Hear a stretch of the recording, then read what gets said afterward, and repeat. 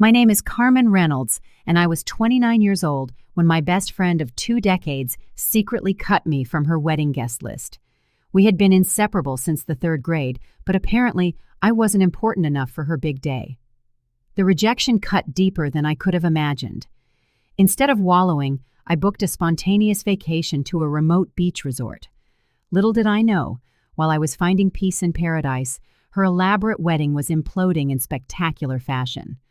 My phone, deliberately on airplane mode, missed the frantic calls from my entire family as the drama unfolded.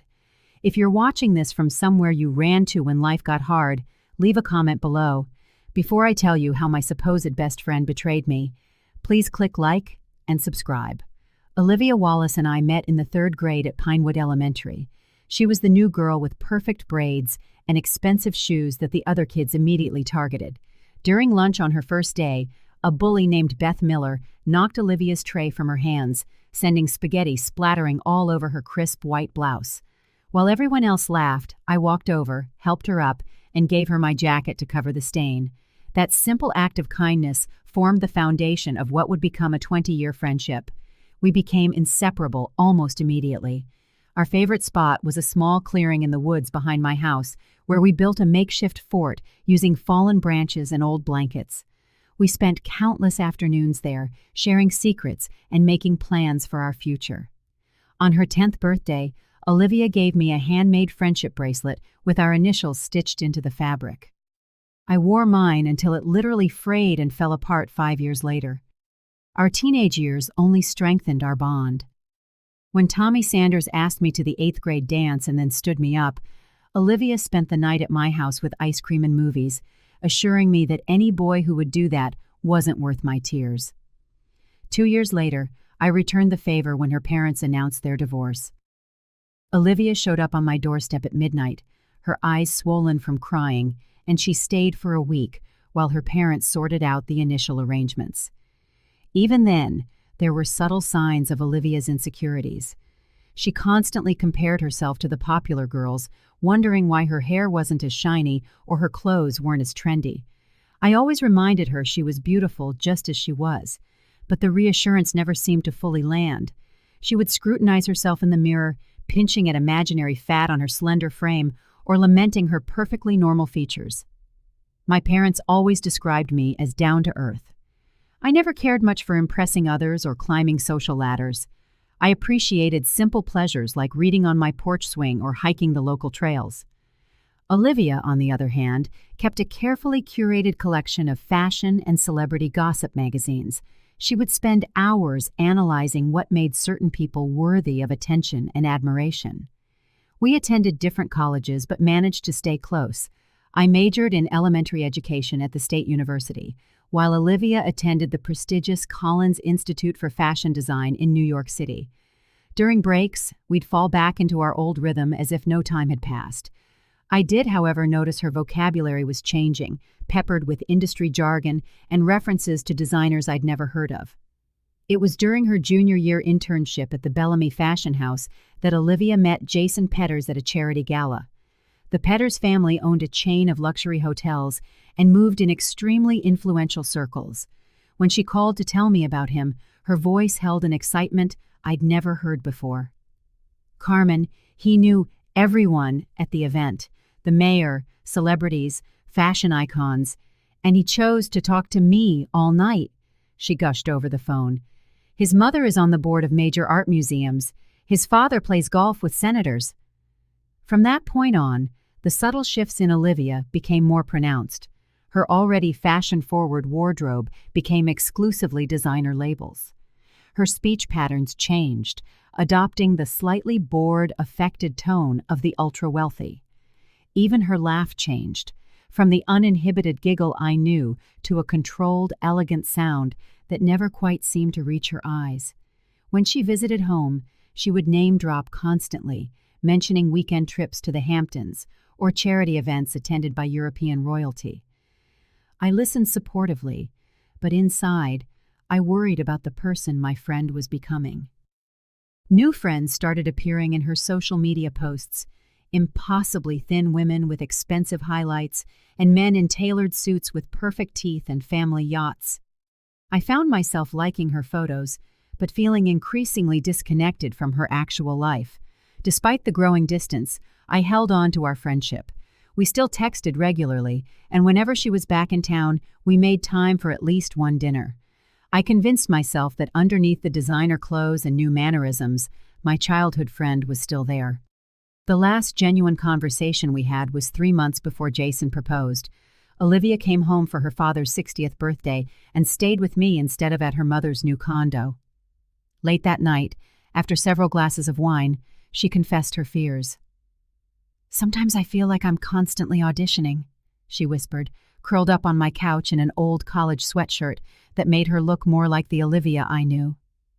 "Jason's world is exhausting. Everyone is always sizing you up, judging whether you belong." "Then why keep doing it?" I asked gently. "The Olivia I know never cared what people thought." She smiled sadly. That Olivia didn't know what she was missing. "I've had a glimpse of a world of possibilities and connections now. I can't go back to ordinary." "Is ordinary so bad if it's authentic?" I challenged.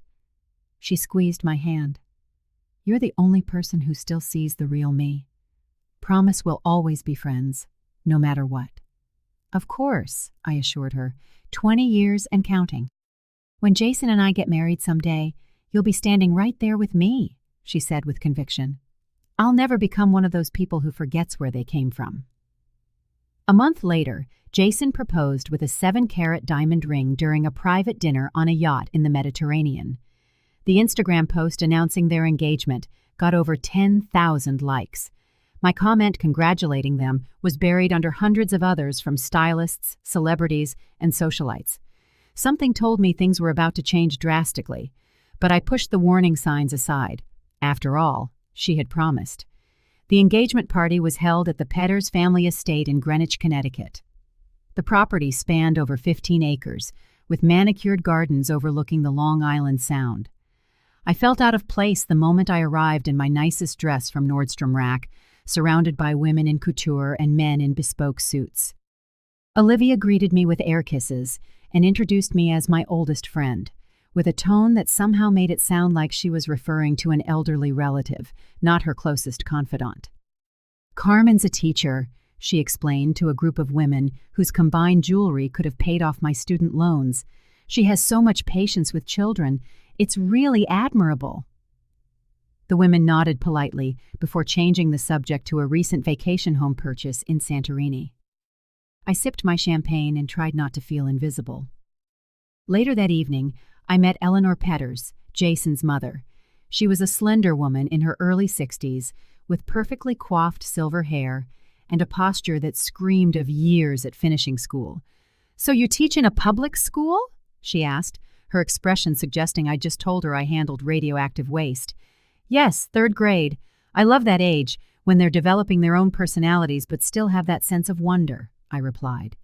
"How charitable of you," she said. "Though I imagine the salary must be a challenge. Those shoes, for instance. They must be very comfortable." I glanced down at my sensible heels, suddenly aware of their scuffed edges. "They get me through a day of chasing after 8-year-olds, I said with a tight smile. Eleanor gave a brittle smile that didn't reach her eyes. "Olivia mentioned you've been friends since childhood. How quaint to maintain those ties." Before I could respond, she spotted someone across the room and excused herself, leaving me feeling thoroughly assessed and found wanting. Later that night, Olivia pulled me into an empty room, away from the party. For a moment, I saw a glimpse of my old friend as she bounced on the balls of her feet with excitement. "I want you to be my maid of honor," she said, grabbing both my hands. "We've talked about this since we were little girls. It has to be you."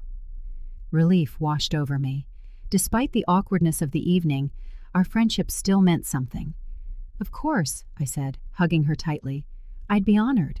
"Perfect. The wedding is next June, just under a year to plan the social event of the season," she said with a giggle that finally sounded like the Olivia I knew. That moment of connection was fleeting. In the following months, Olivia began canceling our planning sessions with increasing frequency. Eleanor connected me with the most incredible wedding planner. She's done events for actual royalty, she texted, canceling our third brunch date. She has an absolutely perfect vision. The bridal party expanded to include 6 of Olivia's new friends from her fashion and Jason's social circles. I'd met them briefly at the engagement party and struggled to remember their names during the group texts about bridesmaid dresses. The dresses themselves were another source of stress. The designer gown came with a $3,000 price tag that made my stomach clench. I used my car down payment savings, telling myself this once-in-a-lifetime event for my best friend justified the expense. 2 months before the wedding, Olivia suggested lunch at a chic downtown restaurant. She seemed strangely nervous, checking her phone constantly and barely touching her $60 salad.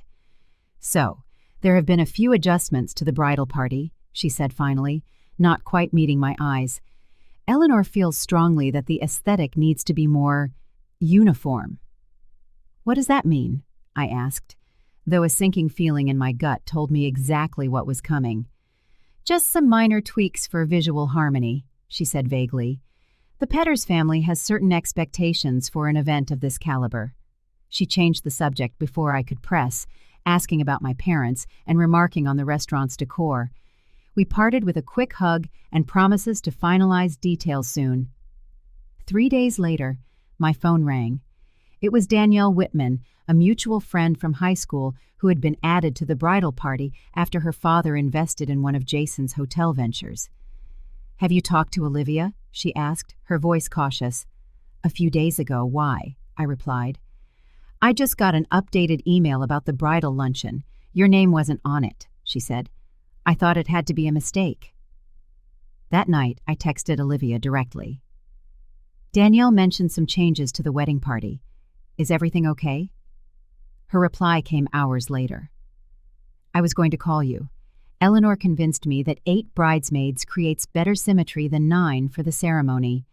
Since our friendship is so strong, I knew you'd understand why the others needed to stay for aesthetic reasons. You're still coming to the wedding, of course." The text stung more than I expected. 20 years of friendship, and I was being cut for aesthetics. I spent that night crying into my pillow, feeling like a teenager again, only this time Olivia wasn't there to comfort me. The final blow came 3 weeks before the wedding. While scrolling through Instagram, I noticed several mutual acquaintances posting about receiving their beautiful invitations to Olivia and Jason's wedding. Puzzled that mine hadn't arrived, I checked my mail again. Nothing. I called Olivia directly, something I rarely did given her preference for texting. She didn't answer. After 3 attempts, I got a text. "In a final venue walkthrough, can I call you tomorrow?" Growing increasingly anxious, I typed back, "Just checking on my invitation. Did it get sent out?" The typing dots appeared and disappeared several times before she finally responded. "This is awkward, but we had to make some tough calls on the guest list. The venue has strict capacity limits, and Jason's family had more essential guests than we anticipated." I stared at my phone in disbelief. Not only had I been removed from the wedding party, but I had been cut from the guest list entirely. 20 years of friendship, and I didn't even merit a seat at the ceremony. "I'm seeing posts from new people being added to the guest list," I replied, my hands shaking. "They're business contacts of Jason's father, very important to the family," she wrote back. The final message was like a slap in the face. "You wouldn't really fit in with this crowd anyway, Carmen. The social dynamic would be uncomfortable for you. I'm trying to spare you the embarrassment." I stared at those words until my vision blurred with tears. My oldest friend had decided I wasn't good enough for her new world. All those years, all those memories, reduced to a single brutal phrase: "You wouldn't really fit in." That night, I called my sister Alicia, barely coherent through my tears, as I explained what had happened. "She did what?" Alicia's voice crackled with indignation. "After you spent $3,000 on a bridesmaid dress you'll never wear again? That's beyond unacceptable." 20 years of friendship, I repeated, the betrayal still a raw, unbelievable wound. We were like sisters. "We should crash the wedding," Alicia suggested, half joking. "I'll wear white and bring a date with a questionable past." Despite my misery, The image made me laugh through the tears. I just can't believe she thinks I'm not good enough for her new fancy life. The following Sunday, at our regular family dinner, my parents were equally appalled. My father, normally the calmest man I knew, actually swore when I showed him Olivia's final text. "That's not a friend," my mother declared, refilling my wine glass. "That's someone who has forgotten who she is and where she came from." As supportive as my family was, returning to my empty apartment that night brought the ache flooding back. I made the mistake of checking social media before bed, only to find my feed inundated with photos from Olivia's bachelorette party in Paris.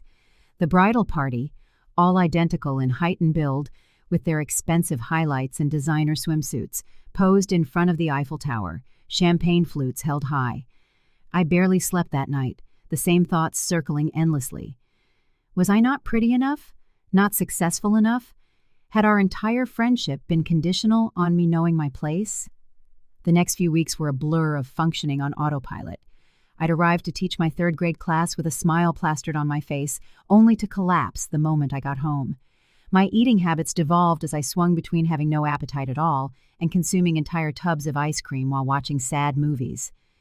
Dark circles formed under my eyes from sleepless nights spent overthinking decades of interactions with Olivia. 2 weeks before the wedding, my school's principal, Sarah, called me into her office. I braced myself for a critique of my recent performance. "Carmen, is everything all right?" she asked gently. "You haven't seemed like yourself lately." To my horror, I burst into tears. Between sobs, I explained the situation with Olivia. Sarah listened patiently, offering tissues as I unloaded weeks of pent-up hurt. "You haven't taken a vacation all year," she observed when I'd finally composed myself. "Maybe this is the universe telling you to take some time for yourself." "And do what?" I asked miserably. "Stay home and stare at wedding updates?" "No," she said firmly. "Go somewhere. Anywhere. Preferably somewhere with no internet, where you can reconnect with yourself." That night, I found myself scrolling through travel websites. My finger hovered over destinations I'd always wanted to visit. Paris was an immediate no, too tainted by Olivia's bachelorette party. Rome felt too romantic for a solo traveler with a broken heart. Then, an ad caught my eye. Eco retreat in Costa Rica. Disconnect to reconnect. The photos showed pristine beaches, lush rainforests, and simple yet elegant cabanas overlooking the ocean. The description emphasized limited internet, daily yoga and meditation, and opportunities for either adventure or relaxation.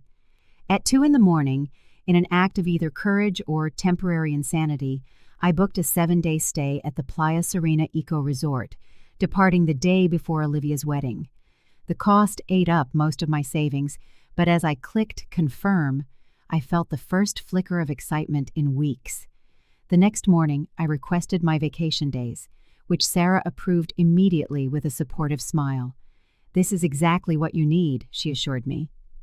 I spent the next week preparing for the trip instead of obsessing over the wedding. I bought new swimsuits, hiking sandals, and biodegradable sunscreen. I researched Costa Rican wildlife and practiced basic Spanish phrases. Every purchase, every bit of planning, felt like an act of reclaiming my own story. When I told my family about my impulsive trip, the reactions were mixed. Alicia gave me a high five and demanded daily pictures of attractive Costa Rican tour guides. My father immediately checked the resort's safety ratings and seemed satisfied with what he found. My mother, however, was worried. "The wedding is that weekend," she reminded me unnecessarily. "What if you change your mind and want to reach out to Olivia?" "That's the point, Mom," I explained. "I need to be somewhere I can't obsessively check for wedding updates or be tempted to send a text I'll regret." "But we won't be able to reach you easily," she pressed, a mother's worry etched into her brow. "I'll check in, I promise," I said. "The resort has Wi-Fi in the main lodge. I just won't have it in my cabin, which is perfect." The morning of my departure arrived with a strange mix of emotions. The sadness still lingered at the edges of my consciousness, but it was joined by a rising tide of anticipation. As I zipped my suitcase shut, my eyes landed on the framed photo on my dresser. Olivia and me at our high school graduation, arms slung around each other, beaming with identical smiles. After a moment's hesitation, I laid the frame face down. At the airport, I texted my family my flight information and the resort details. Just before boarding, I sent one last message to our family group chat. Going into airplane mode now. I'll check in when I arrive. Love you all. As the plane lifted off the runway, I switched my phone to airplane mode and felt a physical weight lift from my shoulders. For the next week, there would be no wedding updates, no social media comparisons, no reminders of my apparently inadequate existence. Just me, the ocean, and a chance to remember who I was outside of being Olivia's oldest friend. The drive from the airport to Playa Serena took nearly 2 hours along winding coastal roads. My driver, Manuel, pointed out wildlife and landmarks along the way, his enthusiasm for his country evident in every description. By the time we turned onto the dirt road leading to the resort, the sun was beginning to set, casting a golden glow over the rainforest. The resort itself surpassed the website photos. It was a collection of 20 wooden cabanas nestled between the dense jungle and an untouched beach, all connected by stone paths lit with solar-powered lanterns. The main lodge was an open-air structure with exposed beams and comfortable seating areas scattered throughout. "Welcome to Playa Serena," greeted Lucia, the resort manager, as she handed me a fresh coconut with a straw. "Did you have a good journey?" "Yes, it was perfect," I said, taking a sip of the sweet coconut water. "Thank you. You look tired," she observed gently. "Not just from the travel, from here." She touched her heart. Something in her kind perception broke through my carefully maintained composure. My eyes welled with tears, which I quickly tried to blink away. "It's all right," she said. "Many come here carrying burdens. The ocean has a way of washing them clean." After checking me in, Lucia personally walked me to my cabana, the one furthest from the main lodge, perched on a small bluff overlooking the water. "Our most private," she explained, "perfect for reflection." The cabana was simple but beautiful. A comfortable bed, draped in mosquito netting, faced floor-to-ceiling windows that opened onto a private deck with a hammock. The bathroom featured an indoor-outdoor shower with plants growing up around the natural stone. "Dinner is served until 9, Lucia informed me, "or I can have something sent to you, if you'd rather rest." "I think I'll stay here tonight," I said, already picturing myself in that hammock with the sound of the waves below. "Very good. Breakfast begins at 6. The 7 a.m. yoga class is excellent for releasing what no longer serves you." After she left, I unpacked quickly and settled into the hammock as darkness fell. The sounds of the jungle rose in a symphony around me as the stars emerged in breathtaking numbers. With no light pollution, the night sky revealed its full glory. And then, alone with my thoughts in a truly quiet place for the first time, I began to cry.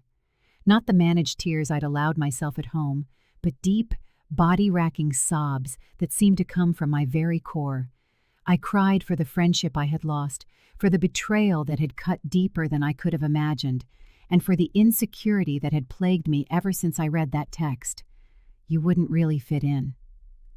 I cried until my throat was raw and my eyes were swollen, until it felt like there were no tears left.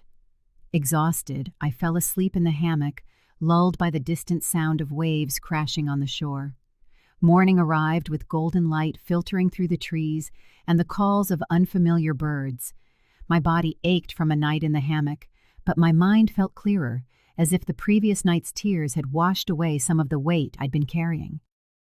Taking Lucia's advice, I made my way to the yoga platform for the 7 a.m. class. A dozen or so other guests were already unrolling their mats when I arrived. The instructor, Helena, a serene woman with silver-streaked black hair, greeted me with a warm smile. "We will begin today by setting an intention," she said once everyone was settled. "Close your eyes and think of what you wish to release and what you wish to invite in." As I closed my eyes, Olivia's face surfaced in my mind. 20 years of memories, good and bad, flashed behind my eyelids. "Notice what comes up without judgment. Helena's soft voice continued. Acknowledge any discomfort, any pain, and breathe into it. Then imagine it dissolving with every exhale, making space for new energy. The yoga session challenged my body in ways that demanded my full attention, temporarily freeing me from the thought loops that had dominated the past weeks.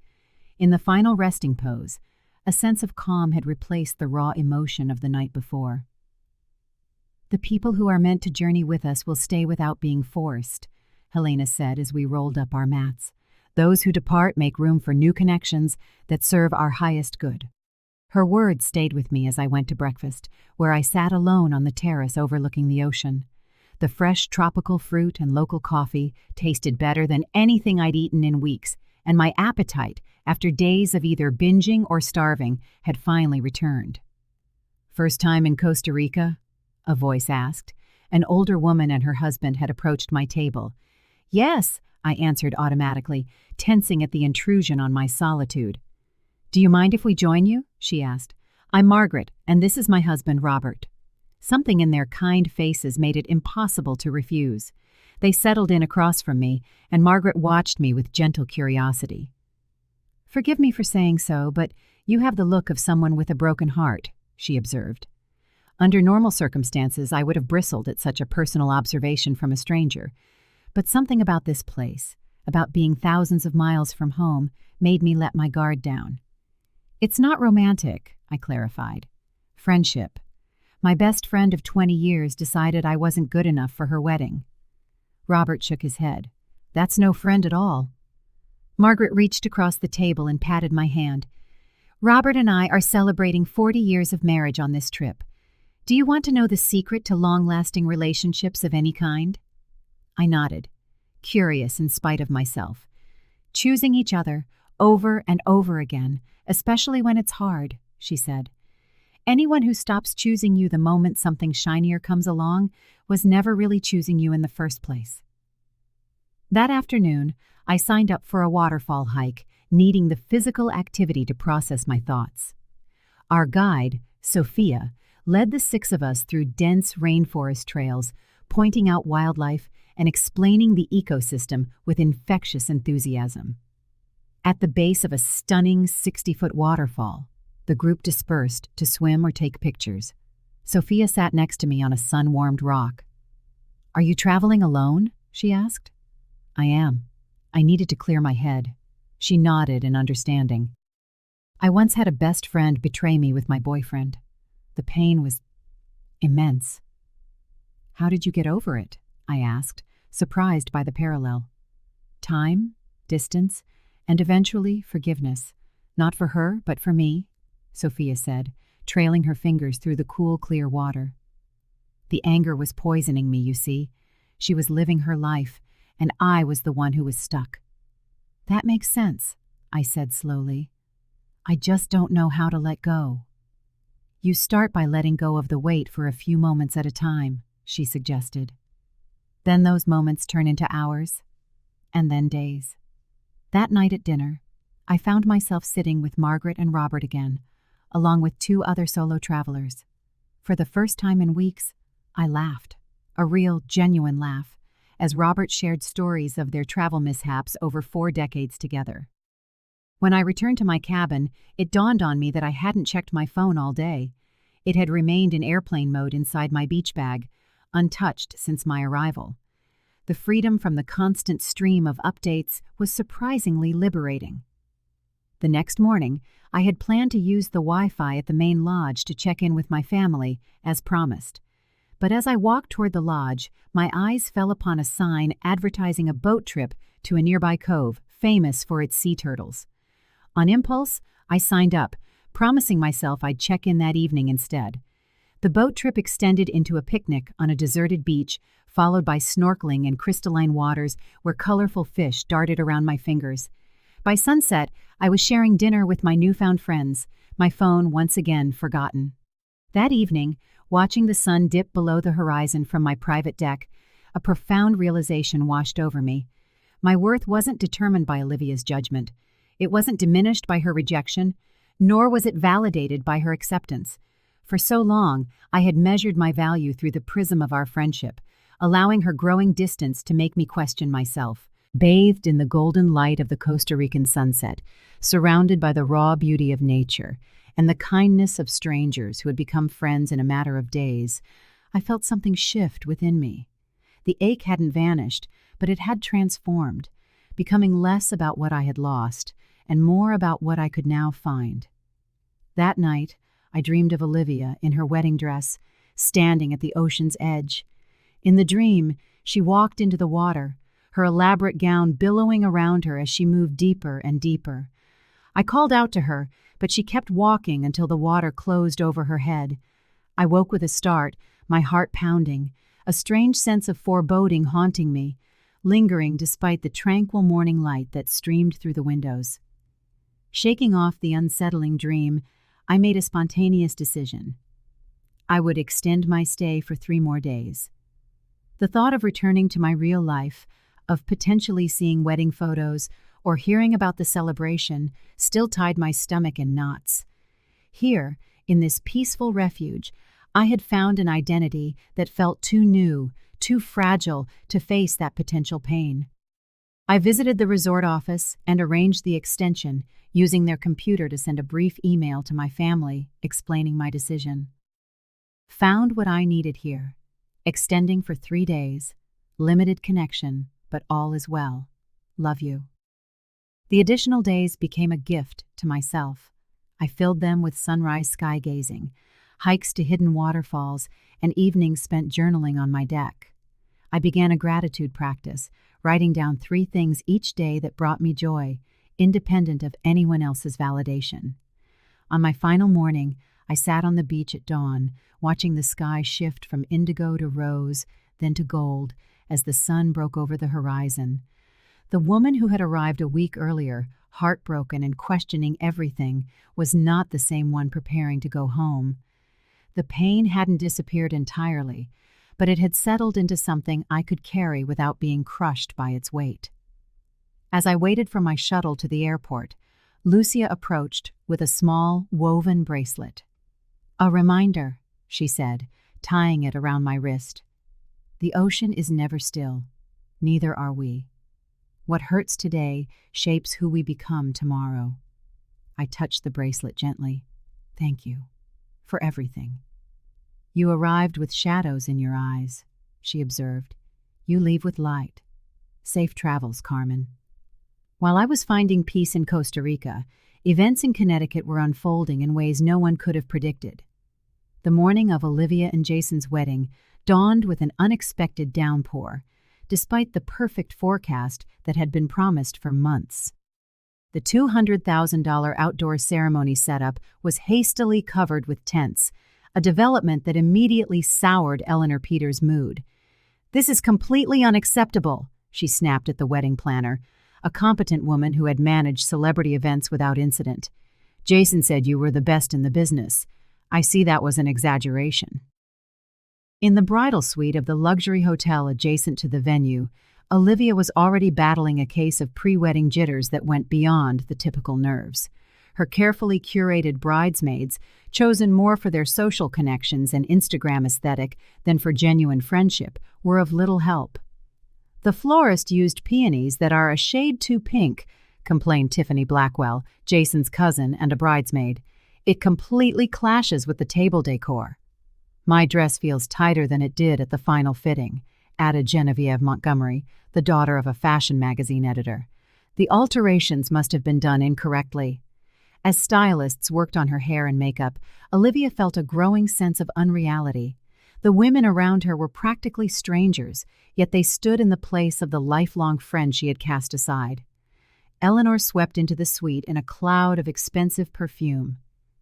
"The ceremony needs to be moved entirely indoors," she announced. "I've already instructed the planners to reconfigure the ballroom." "But we designed everything for an outdoor sunset ceremony," Olivia protested weakly. "All the details were planned for the natural light." "Well, that clearly isn't happening," Eleanor replied with a dismissive wave of her hand. "I've selected new floral arrangements that are better suited to the ballroom's aesthetic." "You changed the flowers without asking me?" Olivia's voice rose slightly. Eleanor gave her a cold look. Darling, this event is a reflection on the Peters name. We can't have wilted flowers in Instagram photos. The arrangements I chose cost $12,000 each. You should be thanking me. Before Olivia could respond, her phone buzzed with a delayed text from Jason. Slightly hungover from last night. Start the photos without me? The groomsmen had taken Jason to an exclusive club the night before, turning what was meant to be a sensible dinner into an all-night celebration that ended at 5 a.m. When Jason finally arrived for the pre-ceremony photos, his eyes were bloodshot behind designer sunglasses, and he swayed slightly as he walked.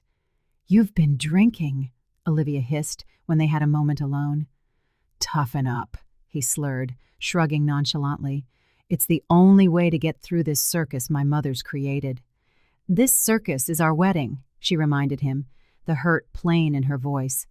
He took off his sunglasses, revealing eyes that held more irritation than affection. "Let's be honest, Olivia. This stopped being about us months ago. It's a Peters family social obligation. Nothing more." As the photographer struggled to capture romantic moments between the visibly tense couple, Olivia's parents arrived and were immediately brushed aside by Eleanor's staff. "The immediate family seating has been reassigned," a frantic assistant informed them. "The Peters family will occupy the first 2 rows, with the Wallace family in the third." Thomas Wallace, who had worked months of overtime to contribute to his only daughter's wedding, felt his face flush with anger. "That's unacceptable. We are the parents of the bride." "Take it up with Mrs. Peters," the assistant replied, before scurrying away. Inside the bridal suite, Olivia was finally alone, the stylists and bridesmaids having left to take their places for the ceremony, scheduled to begin in 20 minutes.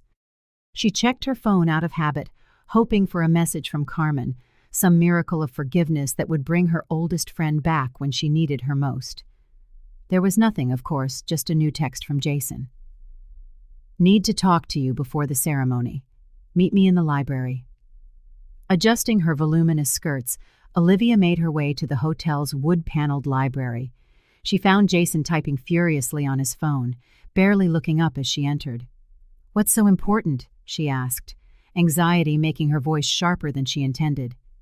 "Just confirming you signed the updated prenup my father sent over," he said, his focus still on the screen. "The updated prenup? I signed the papers last month," Olivia said, confusion turning to alarm. Jason finally looked up, his expression one of pure annoyance. "The addendum. My father had the lawyers add a few clauses about family assets and future inheritances. It's nothing major." "I never received an addendum," Olivia said. "Why would they send something new days before the wedding without telling me?" Jason sighed as if dealing with a difficult child. "Probably because they knew you'd overreact, just like you're doing now. It just clarifies that Peters family assets remain Peters family assets, regardless of the length of the marriage."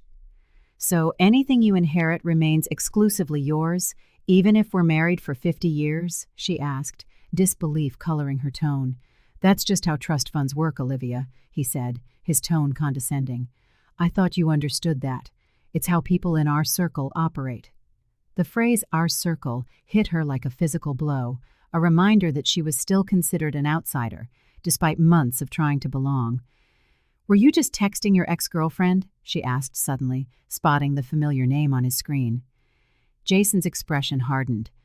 "Don't start with that again. Courtney and I have business contacts through her father's investment firm." "Business that requires her to text you minutes before our wedding ceremony?" "This is exactly why the prenup is necessary," he shot back. "Your emotional instability every time I maintain professional relationships." As they argued, Eleanor swept into the library, her face a tight mask of disapproval. "The guests are seated. What are you two doing hiding in here?" "Jason just informed me about a prenup addendum I never received," Olivia said, turning to her future mother-in-law. "Of course, there's an addendum," Eleanor replied smoothly. "The original agreement was far too generous. My husband was simply protecting our family's interests, as is prudent." "Too generous?" Olivia repeated, her voice rising. I was set to receive nothing unless we were married for at least 5 years.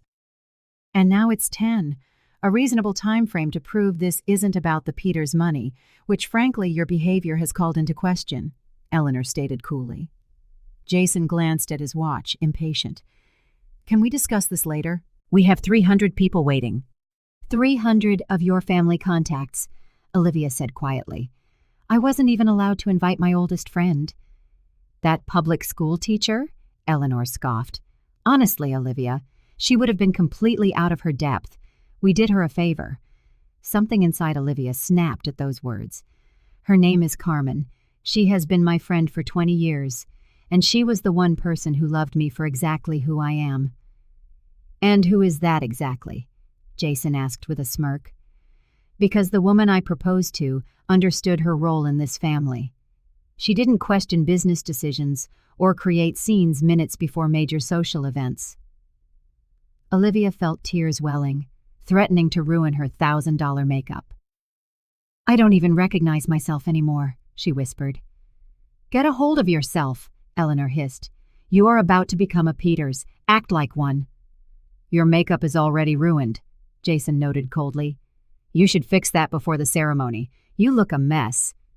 That casual cruelty, delivered in front of his mother, who nodded in agreement, was the final revelation Olivia needed. This was the man she was about to promise her life to. This was the family she had sacrificed everything to join. The library door opened again, and Thomas Wallace entered, concern etched on his face. Olivia, is everything all right? The ceremony was supposed to start 10 minutes ago. Everything is fine, Mr. Wallace, Eleanor said dismissively. Just a touch of last-minute nerves, typical for a wedding. Thomas looked at his daughter's tear-streaked face and red-rimmed eyes. This doesn't look fine to me, he told her firmly. Olivia, what's going on? Nothing, Dad, she began automatically, the reflex to smooth things over still strong. Then she stopped, staring into her father's worried expression. Actually, no, it's not fine. We don't have time for this, Jason muttered, reaching for his phone again. Thomas stepped forward, protective. You'll make time. That's my daughter in a $30,000 dress that her mother and I helped pay for. If she says something is wrong, then something is wrong. Eleanor drew herself up to her full height. Mr. Wallace, I appreciate that you contributed what you could to this event, but let's be clear about who is funding the majority of this wedding. Let's be clear about whose daughter is being mistreated minutes before she walks down the aisle, Thomas retorted, startling everyone with his firmness. Olivia looked from her father to the Peters, suddenly seeing with painful clarity the dynamic she was about to legally bind herself to for the rest of her life. I want to call Carmen, she said suddenly. Who? Eleanor asked. Carmen, my best friend. The one you made me cut from the wedding because she wasn't good enough for your precious guest list. That's absurd, Eleanor scoffed. You said yourself she wouldn't fit in with this crowd. No, Olivia corrected, her voice regaining its strength. You said that. I repeated it because I was desperate to please you, to belong in your world. Olivia, Jason said in a warning tone, think very carefully about what you're doing right now. She turned to him, seeing for the first time the coldness that had always been there in his eyes. I've been thinking carefully for months. I was so careful that I lost myself completely. I even lost Carmen, the one person who had always been by my side. If you walk out that door, Eleanor threatened, you can forget about being part of this family. Olivia looked at the woman who had controlled and criticized her for months, then at the man who had just revealed his true character in the cruelest way imaginable, and finally at her father, who stood ready to support whatever decision she made. I already have a family, she said calmly. Then, gathering her voluminous skirts, she walked out of the library, her father close behind. What followed would become the stuff of social media legend in certain circles. Thomas Wallace, demonstrating an unexpected courage, stood before 300 expensively dressed guests and announced that the wedding was off. Eleanor Peters fainted dramatically. Jason stormed out a side entrance, already texting his ex-girlfriend before the murmuring crowd had even begun to disperse. As the news spread through text messages and social media, the #PetersWeddingDisaster began to trend locally. Guests posted furtive videos of Eleanor being revived with smelling salts, of Jason's groomsmen drunkenly arguing with the catering staff, of flowers being hastily plucked from centerpieces by cost-conscious relatives. And in the midst of the chaos, Olivia sat in a hotel room with her parents, trying again and again to call the one person she desperately needed but couldn't reach. Carmen's phone went straight to voicemail. Her texts went undelivered, her emails unanswered. As night fell on what was supposed to have been her wedding night, the Wallace and Peters families were on separate private jets. One was returning to their modest home with a daughter who had narrowly escaped a lifetime of misery. The other was retreating to their multiple estates with a social embarrassment they would spend months trying to mitigate through strategic donations and carefully worded press releases. And all the while, Carmen's family was trying desperately to contact her with updates on the wedding disaster. The messages piled up, unread, on a phone that remained in airplane mode on a nightstand in Costa Rica.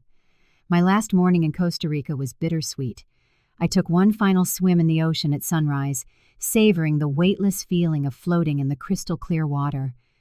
After breakfast with Margaret and Robert, who had become surrogate grandparents during my stay, I reluctantly checked out of my cabana and waited for my airport shuttle. "Remember what we talked about," Margaret said, hugging me goodbye. "Your worth is inherent. It doesn't depend on anyone else's ability to see it." The journey back felt surreal after the peaceful bubble of Playa Serena. Each airport brought me closer to reality, and with it, the possibility of seeing social media updates about the wedding from which I had been excluded. As my final flight landed, the anxiety began to creep back in, eroding the sense of peace I had cultivated. Standing in the taxi queue, I finally switched my phone off airplane mode, bracing myself for whatever notifications might appear. The device immediately began to vibrate frantically, lighting up with an overwhelming flood of alerts that lasted for nearly a full minute. 47 missed calls, 68 text messages, 12 voicemails, over 100 email notifications. My first thought was that something terrible had happened to a family member. Heart-pounding, I scrolled through the notifications, seeing that most of the missed calls were from my parents and Alicia, plus several from numbers I didn't recognize. The first text that caught my eye was from Alicia, sent on the wedding day. "OMG, the wedding blew up. Call me." Confused, I opened my voicemail and played the first message from my mother. "Carmen, honey, call as soon as you get this. Something's happened with Olivia's wedding. Just call us." Each subsequent message escalated in urgency. My father, normally a man of few words. "Sweetheart, when you get this, please call immediately. Everyone is trying to reach you." Most surprising was a voicemail from Mrs. Wallace, Olivia's mother. "Carmen, this is Diana Wallace. I know you and Olivia had a falling out, but she needs you right now. Please, call when you can." As the taxi inched through airport traffic, I scrolled through texts that painted an increasingly clear picture. The wedding hadn't just been postponed or altered. It had completely, spectacularly imploded. From Alicia. "Jason is a complete scumbag. He tried to get her to sign a new prenup at the ceremony." From my mom. "Diana said Olivia is asking for you non-stop. They can't get a hold of you either." From my dad. "Wedding is off. Olivia stood up to that awful family. I'm proud of her." From a number I didn't recognize. "Hi, Carmen. This is Thomas Wallace. Olivia gave me your number. Please call when you can. She really needs her friend right now." By the time I reached my apartment building, I had pieced together the main events, but crucial details were still missing. The wedding had been called off at the last minute. Jason and his family had shown their true colors. Olivia had held her ground, and everyone had been desperately trying to contact me during my self-imposed communication blackout. I paid the driver and dragged my suitcase into the lobby, still reeling from the turn of events. When the elevator doors opened on my floor, I was surprised to see Alicia sitting outside my apartment door, scrolling on her phone. "You're finally back!" she exclaimed, jumping up to hug me. "We've been going crazy trying to find you." "I just turned my phone on at the airport," I explained, fumbling for my keys. What happened?" "They're all inside waiting," she said cryptically, grabbing the handle of my suitcase. "All? Who's all?" I asked as I unlocked the door. The answer was immediately clear as I stepped inside to find my parents sitting on my couch, coffee cups on the table in front of them. "Surprise! Welcome home," my mom said, getting up to embrace me. "We've been taking shifts waiting here since we found out your flight was landing today." "This is insane," I said, dropping my purse in shock. "You didn't have to do that?" "Trust me, we did," my dad said, giving me a warm hug. "You've missed a few dramatic days." After I'd changed, and we'd all had fresh coffee, my family took turns filling in the details of what they'd pieced together from Diana Wallace, social media, and mutual acquaintances who had attended the aborted wedding. So, Eleanor Peters basically treated Olivia's parents like second-class citizens for the entire engagement, Alicia explained. But it got much worse at the wedding itself. "They were relegated to the third row at their own daughter's wedding," my mother added, indignant. "And then," my father continued, "Jason shows up to the ceremony hungover and tries to force Olivia to sign a new prenup minutes before they're supposed to get married." "Apparently he was texting his ex-girlfriend at the same time," Alicia cut in. "Total class act." "The final straw was when he insulted her appearance right before the ceremony," my mom said. "Diana said Olivia was in tears. And when her father went to check on her, she finally stood up to all of them," Alicia said, watching my reaction carefully. "Diana told Mom that Olivia said cutting you out of the wedding was her biggest regret, that you were the only person who loved her exactly as she was." I sat in stunned silence, trying to process it all. One part of me felt vindicated that Olivia had finally seen Jason and his family for who they were. Another part ached for the pain she must be in, calling off a wedding in front of hundreds of guests. "She's been trying to reach you nonstop," my father said gently.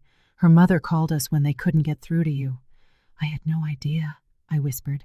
"I should have checked my phone, but I just got lost in the trip, and it felt so good to disconnect."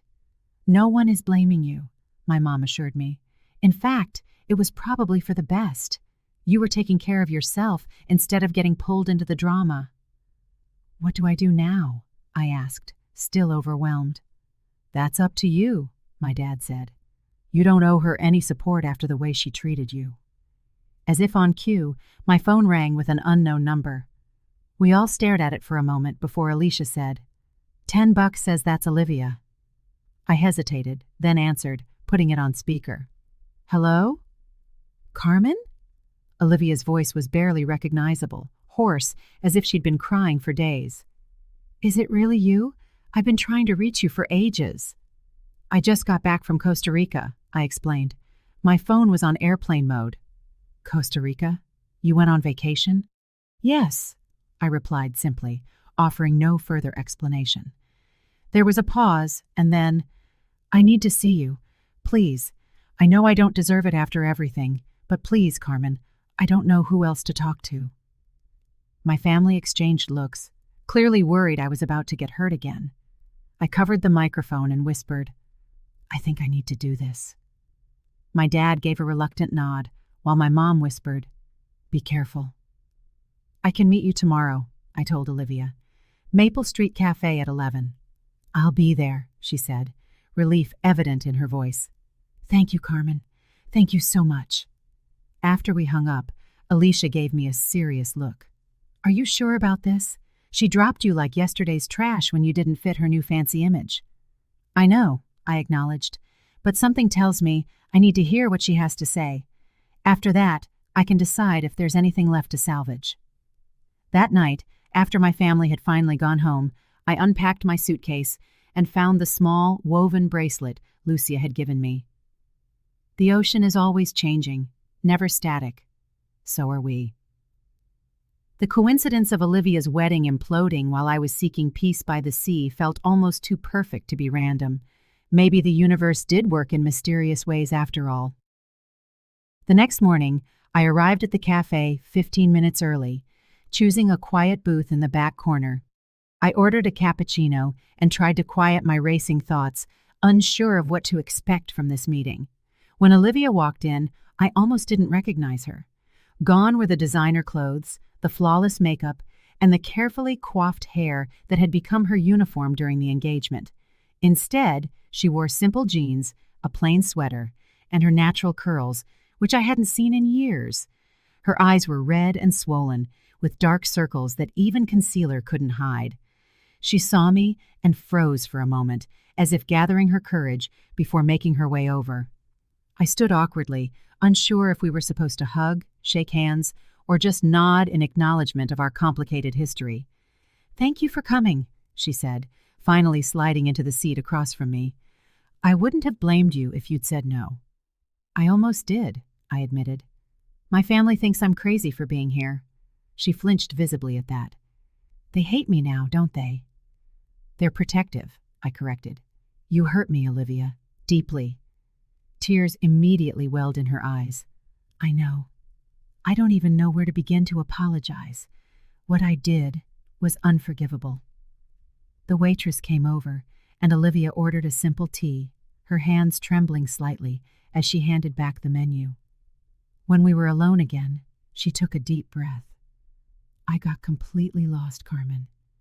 I became someone I don't recognize, and I treated the people who actually cared about me like they were disposable."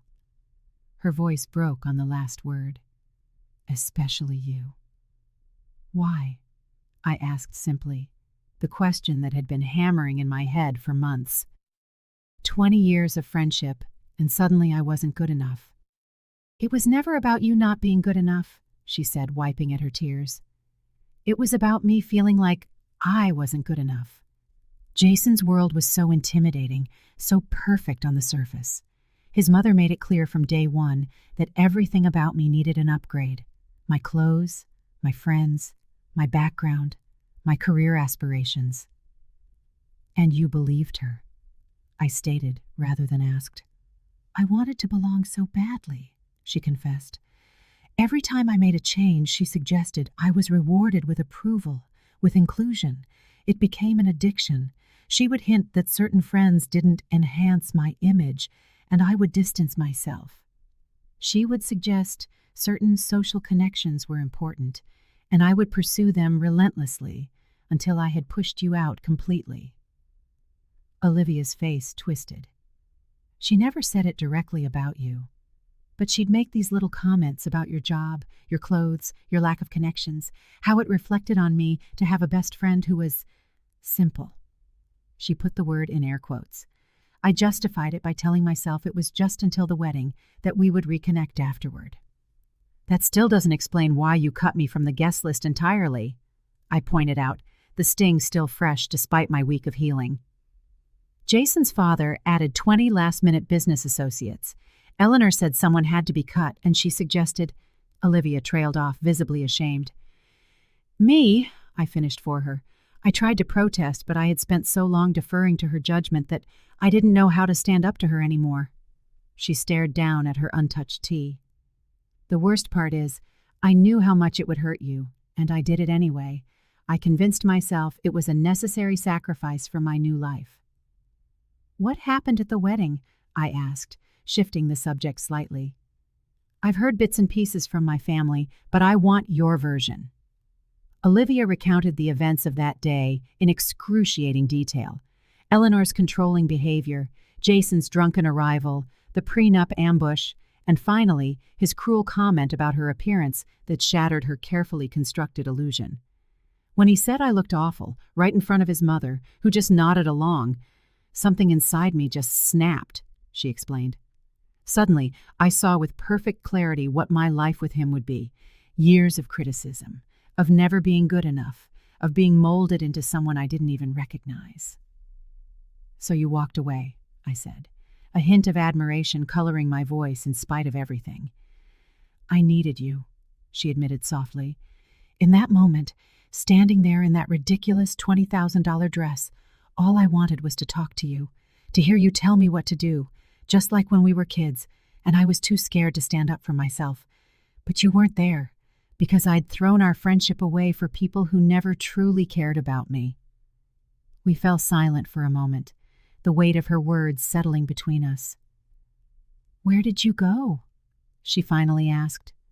"Your mom said Costa Rica, but that's all she knew," I told her about my impulsive trip, about the eco-lodge and the healing I'd found there. As I described disconnecting from technology and reconnecting with myself, I could see a flicker of recognition in her eyes. "That sounds like exactly what I need right now," she said wistfully. "A place to figure out who I really am, after months of being who everyone else wanted me to be." "It helped me realize something important," I said. "My worth isn't determined by your assessment of me. It isn't diminished by your rejection or validated by your acceptance." She flinched at the directness of my words, but she nodded. "You always knew who you were.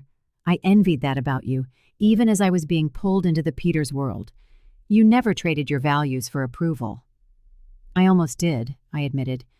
"When you started pulling away, I thought about changing myself, buying clothes I couldn't afford, pretending to be interested in things I didn't care about, anything to keep my place in your life." "I'm so glad you didn't," she said, her voice full of fervor. "At least one of us stayed true to herself." "What will you do now?" I asked. "Start over," she replied with a slight shrug. "I've moved back in with my mom for a while. I'm reapplying to finish my design degree, the one I dropped when Jason suggested I focus on being a proper Peters wife." "And the social fallout?" "Brutal," she admitted. "The hashtag was trending locally for days. Eleanor's been telling everyone I had a mental breakdown. Jason is already back with his ex-girlfriend, which makes it pretty clear that was happening all along." Despite everything, I felt a protective surge for her. "That's awful." "The hardest part was facing everyone's judgment alone," she said. "I kept calling you, just hoping you'd pick up and help me figure out how to navigate it all. You always knew just what to say in a crisis." Her vulnerability in that moment broke through my defenses. The woman sitting across from me wasn't the polished, distant person who had cut me out of her wedding. She was the girl I'd met 20 years ago, finally finding her way back to herself through a world of pain. "I can't just pick up where we left off," I said, choosing my words carefully. "Too much has happened." "I know," she said quickly. "I would never expect that. I was just hoping maybe we could start to rebuild. Slowly. New boundaries, new expectations. I miss my best friend, but I understand if that relationship can't be salvaged." I thought about her words, remembering what Sophia had told me by the waterfall in Costa Rica. Time, distance, forgiveness. Eventually. Not for her, but for you. "I think," I said slowly, "we could try a new kind of friendship. Not what we had before, but something that honors our history while acknowledging what happened." The relief on her face was palpable. "That's more than I deserve, but I'd like that very much." In the weeks that followed, Olivia and I cautiously rebuilt our connection. I helped her navigate the social media fallout, teaching her how to limit comments and manage her online presence while the gossip was at its worst. She enrolled in her classes and slowly began to rediscover her passion for design, which had been cast aside during her relationship with Jason. We met for coffee every couple of weeks, carefully avoiding the intense codependency that had defined our friendship before. I held on to the boundaries I'd set for myself in Costa Rica, prioritizing my own well-being while offering support where I could. 6 months after the wedding we had dinner at a casual downtown restaurant. Olivia looked healthier than I'd seen her in years, her natural confidence returning as she showed me sketches for her final project. "I have a date next week," I mentioned as we split a dessert. "A middle school science teacher, David. He asked me out after a district training day." "That's wonderful," Olivia said, and her smile was genuine. "What's he like?" "Kind, funny, and he appreciates me for exactly who I am." I smiled, thinking of how David had praised my passion for teaching instead of questioning why I hadn't pursued a more lucrative career. "The best kind of person," Olivia agreed. "Those are the rare ones." As we walked to our cars, she turned to me with an unexpected seriousness. "I never properly thanked you." "For what?" "For showing me what real friendship is, even when I failed to do the same. For being willing to try again after I hurt you so badly." She hesitated, then added, "And for not being there when the wedding imploded." I raised an eyebrow at that last part. If you had been reachable, she explained, I would have leaned on you completely. I would have made you responsible for picking up the pieces of my life. Instead, I had to figure it out on my own. It was exactly what I needed, even if it was terrifying at the time. Her insight stunned me. Sometimes, the universe knows exactly what we need, even when we think we need something else entirely. As I drove home that night, I reflected on the strange journey of the past year. The painful exclusion that had pushed me to Costa Rica, the healing I found there while chaos erupted back home, the new, healthier relationship that rose from the ashes of betrayal. The wedding disaster, which had felt like the end of the world, was actually the beginning of something better for both of us. Olivia found the strength to be her authentic self again. I discovered that my worth existed independent of anyone else's validation. And somewhere along the way, forgiveness shifted from an impossible ideal to a healing reality. Life rarely unfolds the way we expect. Sometimes the most painful rejections lead to the most unexpected growth. Sometimes we have to get lost to find ourselves. And sometimes the detours turn out to be exactly where we were meant to go all along. Have you ever had a friendship that needed to break to become healthier? Or suffered a painful rejection that ultimately led you to a better place? Share your story in the comments below. If this resonated with you, please like and subscribe for more stories about finding strength in life's unexpected challenges. And remember, your value is inherent. It doesn't depend on anyone else's ability to see it. Thank you for listening, and until next time, trust the journey even when the path is unclear.